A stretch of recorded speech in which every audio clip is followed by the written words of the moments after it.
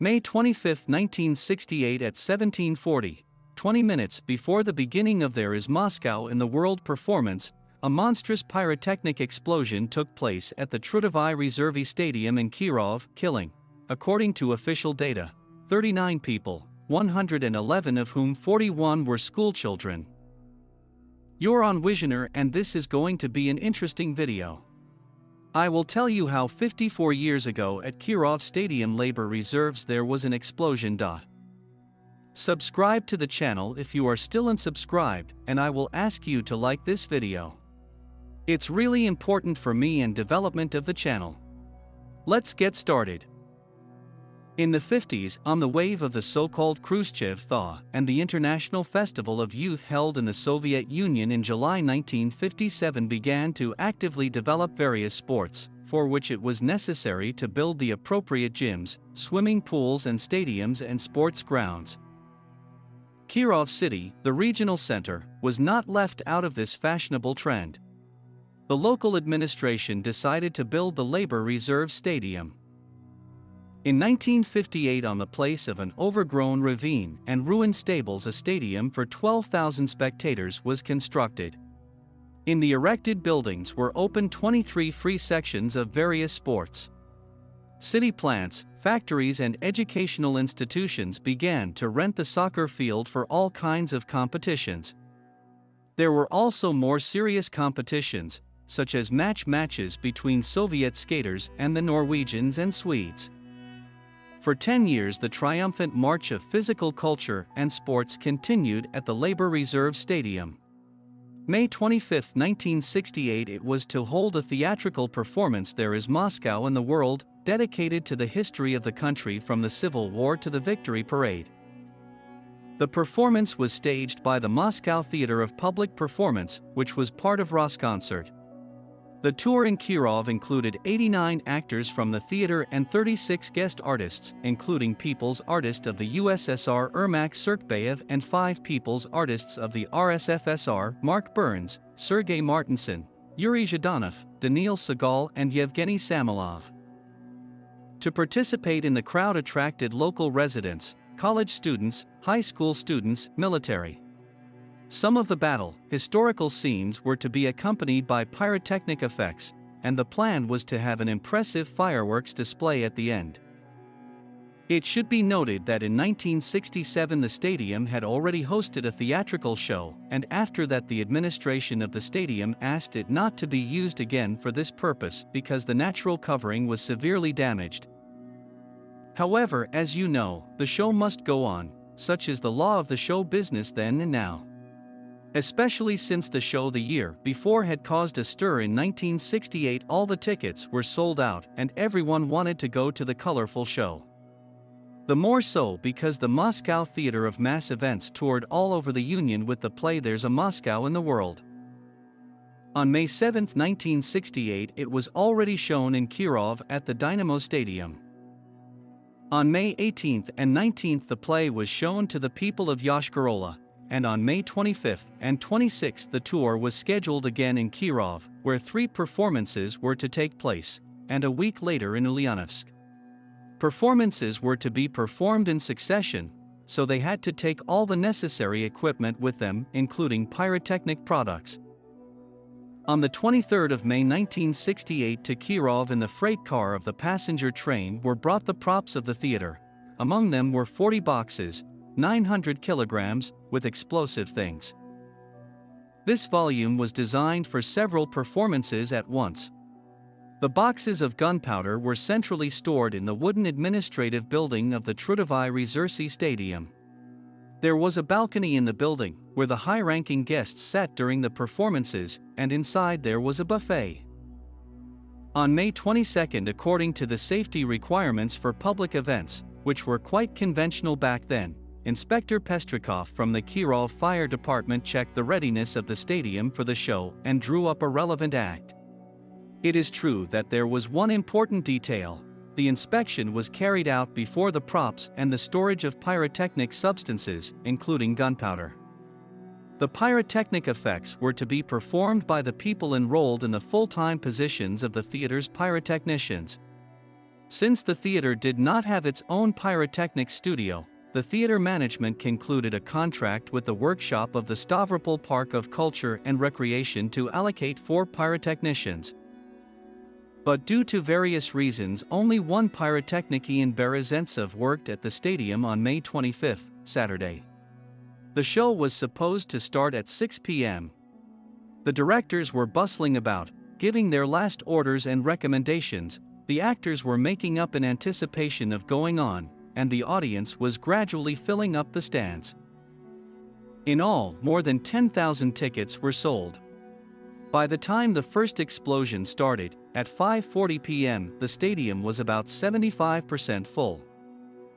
The investigation into the accident tentatively established a picture of the tragedy. Berezentsev, a pyrotechnician, had begun equipping the stadium with pyrotechnic equipment in the afternoon.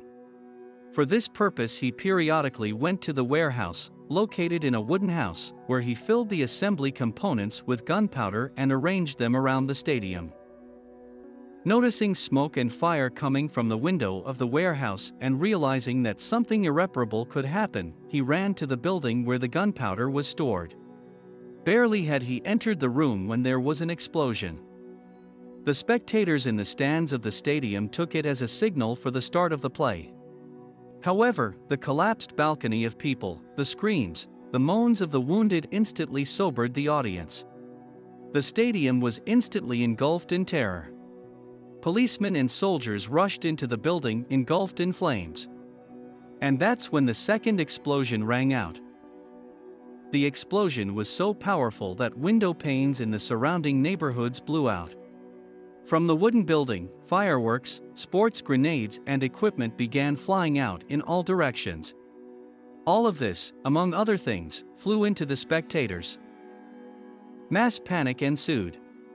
The entire perimeter of the stadium was surrounded by a 2-meter fence, and people rushed to the central exit in search of salvation. There was a blockage of spectators at the exit. Then some people ran to the second exit under the fire of firecrackers and fireworks flying in all directions. Initially, to ensure fire safety during the performance, 2 fire trucks with combat crew were assigned. They were supposed to be on duty at 17:30, but the first car left the fire station only at 17:39. The second one followed a little later. While they were on their way, 2 explosions broke out. 2 ambulances were on duty at the stadium. The fire trucks couldn't get through the rubble. The central hydrant was buried under the debris of the building, and water had to be taken from the Yazovsky Pond 400 meters away from the scene of the accident. Crowds of people prevented the rapid deployment of hoses. All fire trucks, both city units and companies, were called. The last car arrived at 17:58 minutes. Already at 18:14 the fire was localized. News of the tragedy quickly spread through the city. As always happens with great panic, rumors of hundreds or even thousands of deaths began to spread with extreme speed. Relatives rushed to look for their loved ones. At the same time, various city agencies demanded information to be reported to Moscow, but on the contrary, they tried to underestimate the scale of the tragedy as much as possible. After the investigation, October 30, 1968, 5 months after the tragedy, it was determined that the explosion caused 111 victims, 41 of whom were school children. There were 39 victims, 11 pupils, 10 spectators, 9 servicemen, 1 policeman, 2 cafeteria workers, 2 stadium workers, 3 theater actors, 1 pyrotechnician. Most of the dead were on the balcony and in the administrative building at the time of the explosion. However, it should be noted that there were actually more victims, as many of them, having received minor injuries, did not seek help at medical institutions, were treated at home, and did not report themselves to the investigating authorities. It is possible that several victims with life-threatening injuries may have died after the investigation was completed, and therefore their names have not been established. The cause and the real culprit of what happened was not established.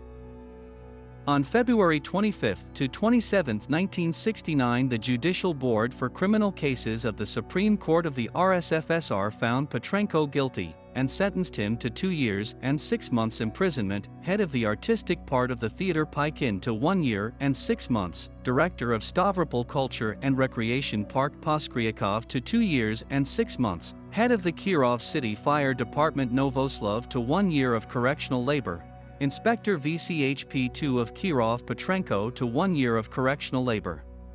Pestrikov, Inspector of the Kirov City Fire Department, to 6 months of correctional labor.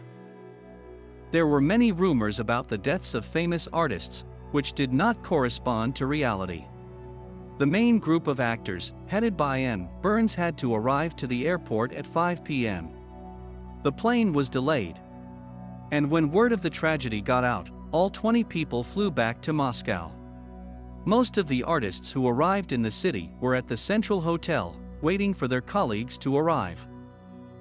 Those artists who needed time to make up were present at the stadium. Based on the results of the investigation of the Kirov tragedy in the summer of 1968, the Ministry of Culture issued an order to introduce the positions of chief engineers and safety engineers to the staff of cultural institutions. In the same year, the RSFSR Supreme Soviet issued a decree that made the bodies of internal affairs, militia, responsible for the movement of pyrotechnic means and gunpowder itself.